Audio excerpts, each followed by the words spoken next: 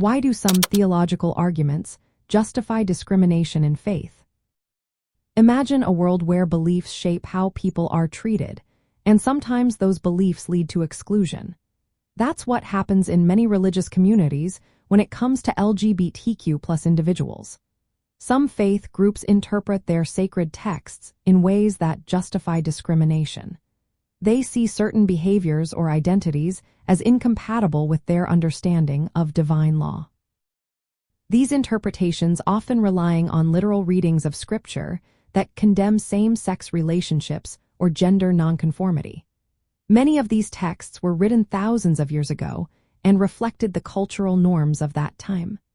People who hold these views believe they are following divine commandments, which leaves little room for alternative understandings.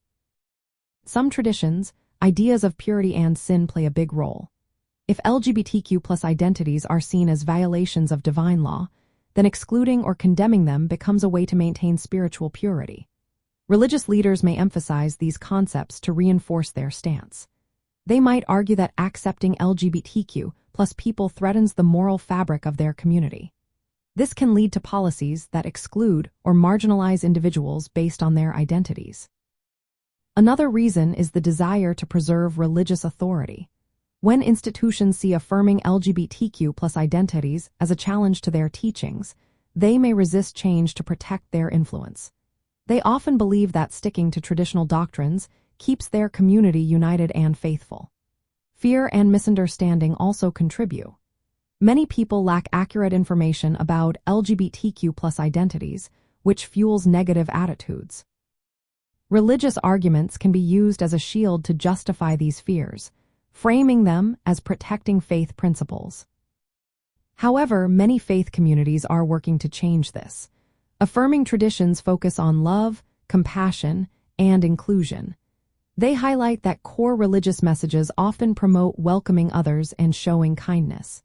These communities reinterpret scriptures in ways that support LGBTQ+ inclusion. Practical steps include encouraging open conversations within faith groups, supporting LGBTQ+ individuals in finding accepting spiritual homes, and advocating for policies that prevent discrimination. Educating religious leaders about the historical context of Scripture helps shift perspectives.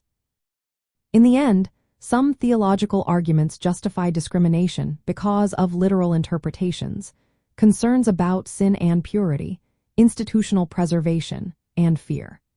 But many faith traditions are actively rethinking their teachings to be more inclusive.